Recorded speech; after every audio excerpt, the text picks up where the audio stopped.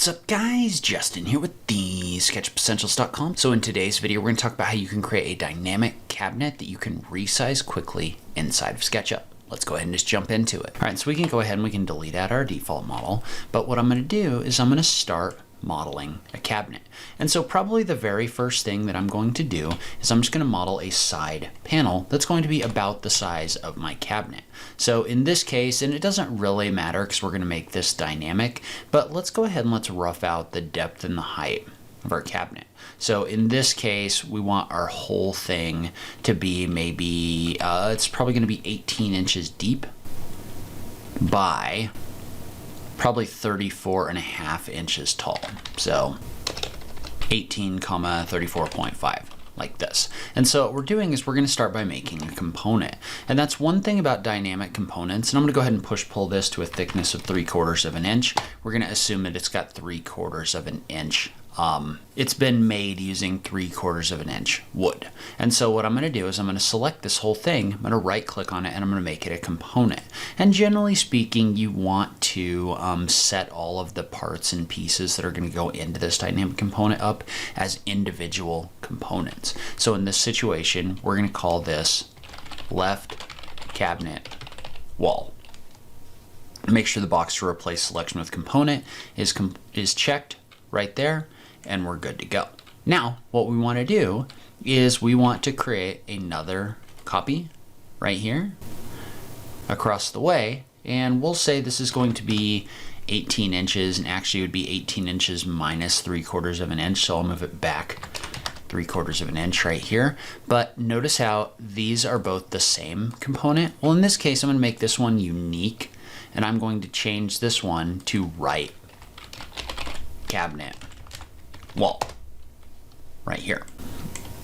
And so then we're also going to model our cabinet base.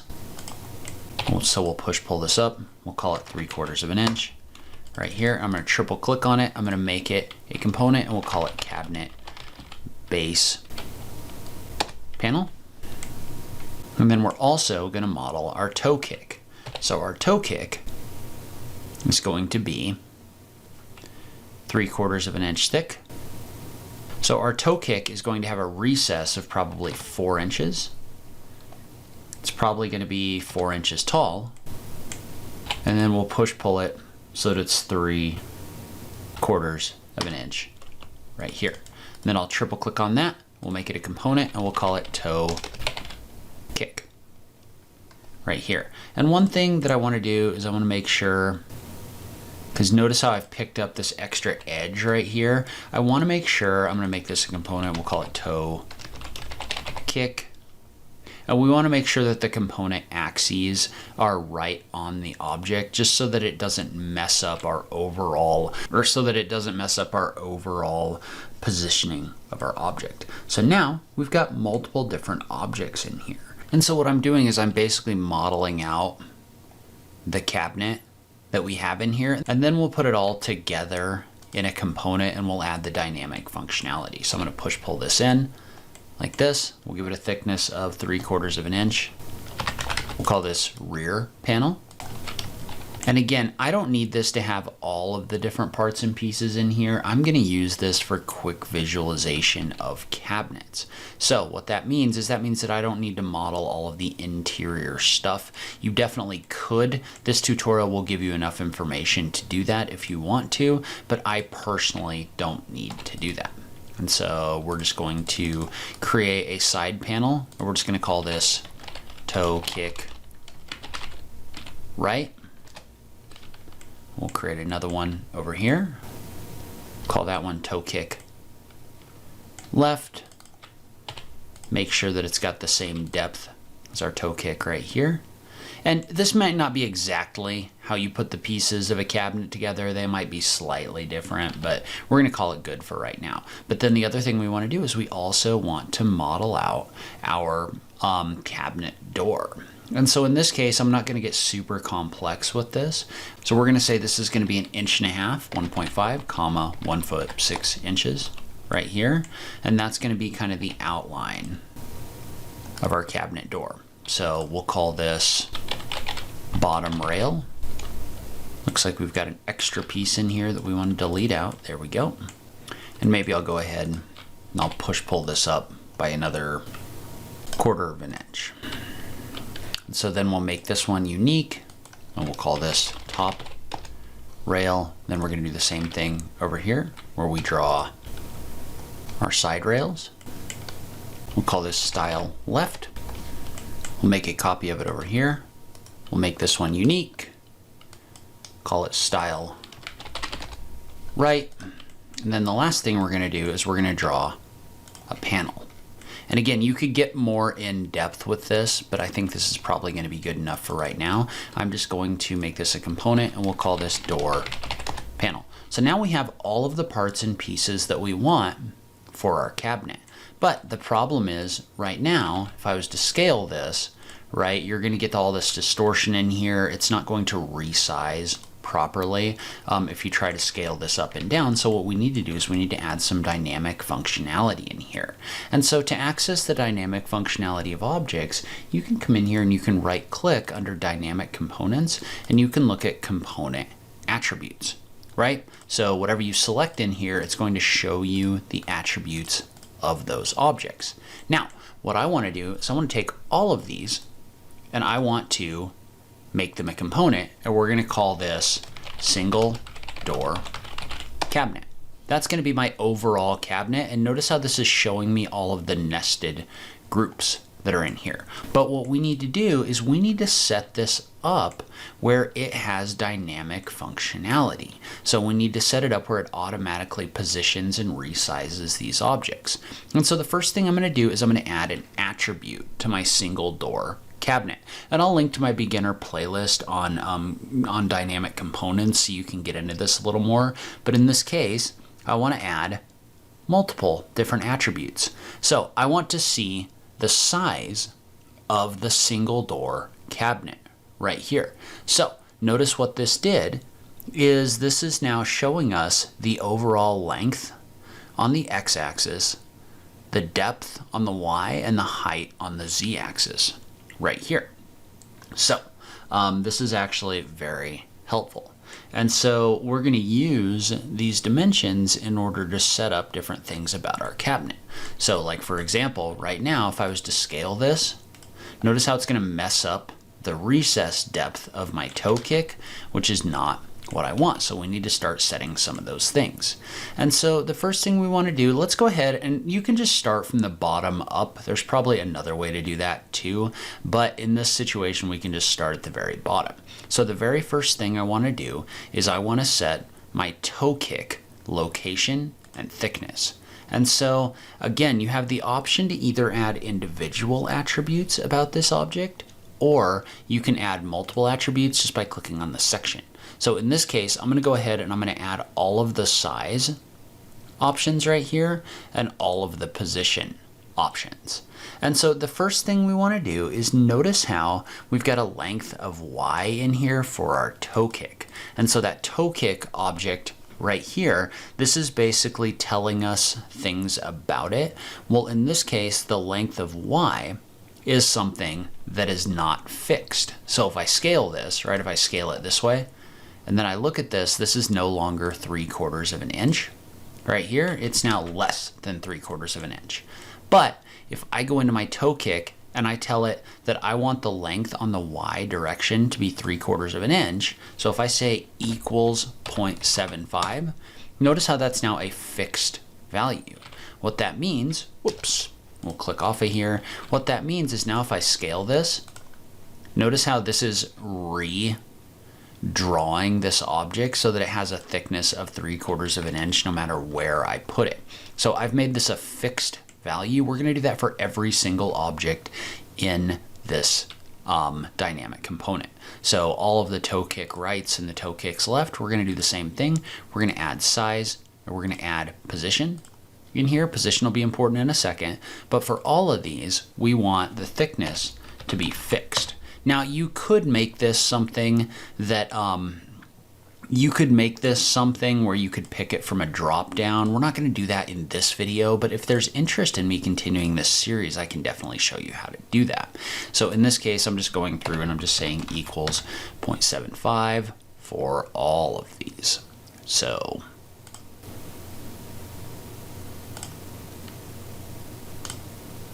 all right, so now every single piece in this dynamic component is set so that it maintains that thickness.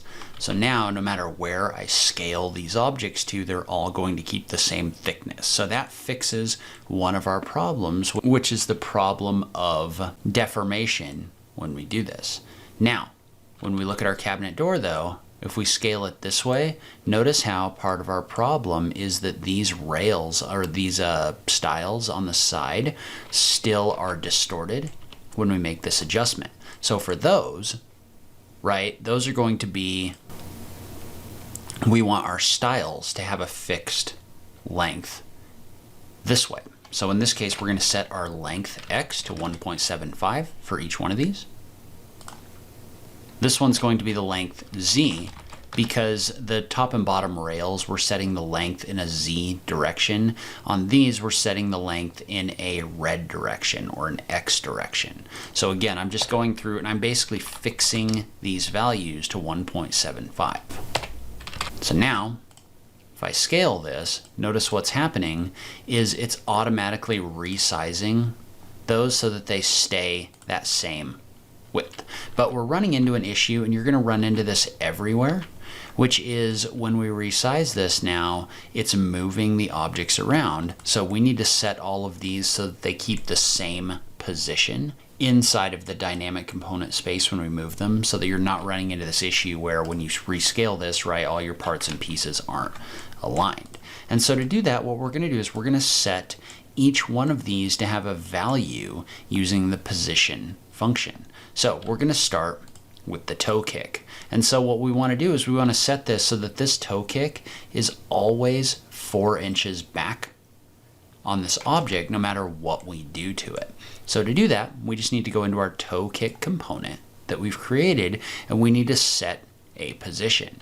And so up to this point, what we've done is we've typed in equals and then a fixed value, right? And so in this case, and we're going to go ahead and we're going to say this is always going to be 4 inches tall in the Z direction. So I typed equals 4 in here. But what we want to do is we want to set this so the position relative to the object origin or the object location is going to be 4 inches back. And so I believe this is set based on where your object origin is, right? And so what we need to do is we need to tell this, okay, every time we resize this component, take this toe kick and move it back 4 inches, right? So right now it's just in here that way because that's how we modeled it. Notice how it has a Y value on the green axis of 4 inches. But what we need to do is we need to write a formula that says always do that. So in this case, that's not actually going to be very difficult because this one just needs to move relative to this origin. So we're just going to tell it, okay, in every single situation, you need to move this object back by 4 inches.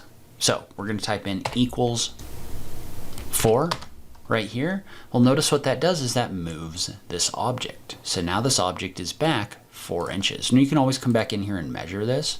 Whoops.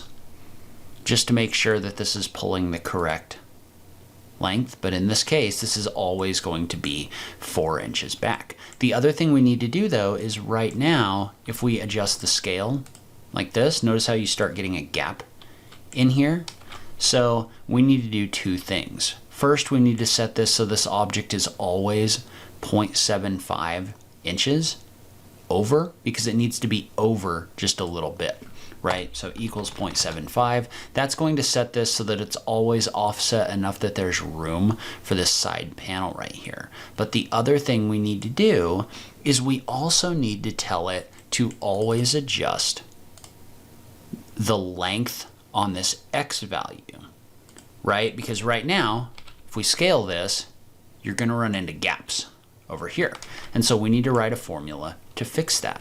And so in this case, this is the first time that we're going to reference our overall object dimensions. So notice how if you look inside your single door cabinet, you've got overall dimensions of the whole object. And so what this is doing is this is showing you a measurement of the whole thing across here. Well, what we need to do is we need to set our length of X to be equals our overall length in the X direction, right? That's the red direction. So you can just type in equals and then scroll up and click on this 18 inches right here. Notice what that did is that made it this length right here, but we're getting a little bit of overlap. And the problem is it needs to be the overall length, and you can click in here in order to access this formula. It needs to be the overall length minus our toe kick left and right thicknesses, right? Because we need to remove the thickness here and here. So we're going to go to toe kick left. We're going to pick the length of the toe kick left. And it's usually a good idea to reference these in formulas. So we're going to type in minus, we're going to click on the toe kick left length of 0.75 times 2 and hit the enter key. So now every time we resize this, notice how it's going to pick our overall length minus these two sides. And we've got some positioning issues over here that we're going to have to fix, but this is a good start. So the next thing we need to do is do the same thing for these toe kick pieces right here, right? Because we need to set a length over here and over here that's going to resize dynamically. So we're going to pick our toe kick left. So we're going to go right here. And so what we need to do is we need to set this to have a dynamic length. So if you scale this, right, it's going to resize to fit here. And so what we want is we want to set the Y length, so the length in this direction. So we're going to type in equals, and then we're going to pick the Y length of our overall cabinet minus the thickness of our toe kick, which is 0.75, right, the length of Y, minus 4 inches. And in this case, I generally like to link it to something. So instead of hard typing 4 inches, I'm going to pick the Y position of this toe kick right here, and I'm going to hit enter. And I made a mistake. And so we actually don't want to pick the toe kick length Y, which is the thickness right here. We don't want to subtract that out. We just want to subtract out the 4-inch position right here. But then we also need to set the position, right? Because notice how we're off by a little bit. So our Y position on our toe kick needs to be equals that 4-inch offset that we've got over here. So I just set it to your toe kick Y position and hit the enter key right here. Okay, and so we're actually running into an interesting issue right here that we need to take a look at. So notice how even though I've set my Y position to 4 inches, meaning this should be 4 inches back right here, if we measure this, notice how it's actually only moving this back 3 3/16 of an inch. Now, the problem with this is these transformations are set based on the object axis location, right? So our overall cabinet axis is right here, but then this object's axis, if we double click into it, notice how it accidentally got set back by like an inch. So what we need to do is we need to come in here and we need to reset the object axis so that it's on the corner right here. Because when this does that 4-inch movement, it's moving the object axis back 4 inches. So if I click out of here and I say yes to update the component axes, now that's going to be more where it's supposed to be. And you might need to come in here and select this, right click on it and do a redraw in order to reset this. But notice how now this is moving us back in the proper position.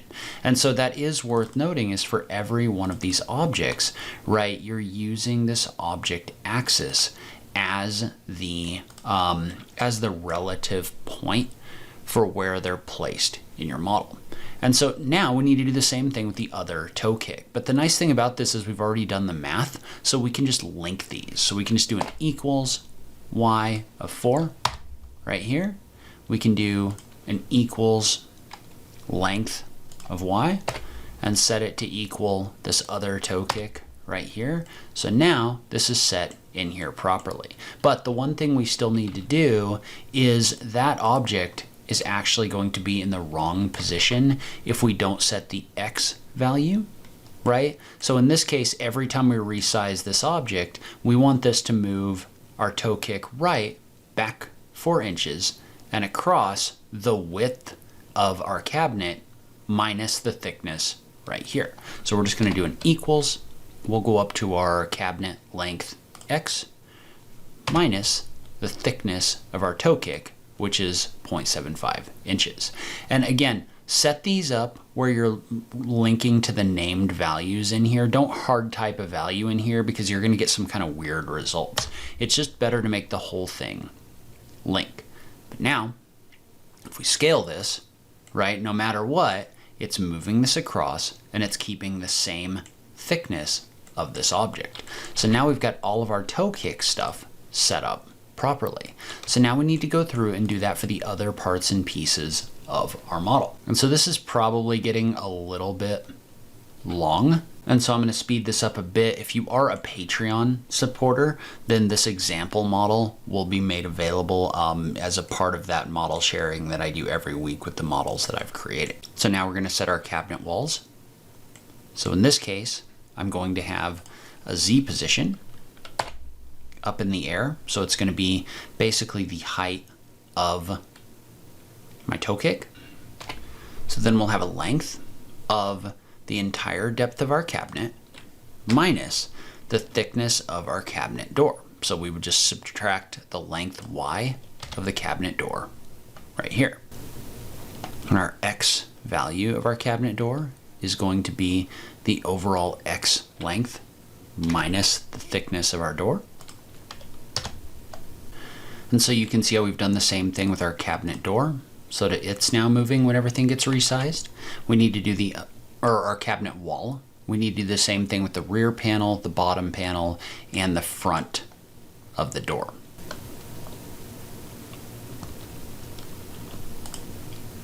And remember, for your left cabinet wall, most of these you can link. And again, for my Patreon supporters, I will make this model available for download so that you can see what I've done and also play around with the cabinet. All right, so you're going to go through and you're going to do this for the rest of the parts and the pieces of the model. So again, you're setting them so that they have a fixed thickness, and then you're setting up their relative position and scale for each one of these. So go through and do each one of these, and then we can kind of take a look at the final result. And so now we've got a cabinet that's going to resize no matter the dimensions that we put in here. One cool thing about this is you can set the overall height by clicking on the scale value right here. Oh, one other thing that you can do is if you jump into your single door cabinet, you can click on this drop down right here, and we can go down to behaviors, scale tool for our overall cabinet, and we can set this so that it only gives us the ability to scale along the red, green, and blue. So we can get rid of all the diagonal scaling right here and click on apply. Now, notice how if we tap the S key, you can only scale in these directions, like this. But you can type in a value. So say I wanted this to be 34.5 inches. You want to make sure that you type in 34.5 and then the inches symbol, but this will scale this so that your overall height is 34.5 inches. And so one thing that you might do in the future is set these up to be drop down so that you have fixed cabinet lengths and widths. But this is a quick, easy cabinet that you can save inside like a boneyard or something like that and then bring it into a model. I will link to more dynamic component tutorials on this page. As always, thank you so much for taking the time to watch this, and I'll catch you in the next video. Thanks, guys.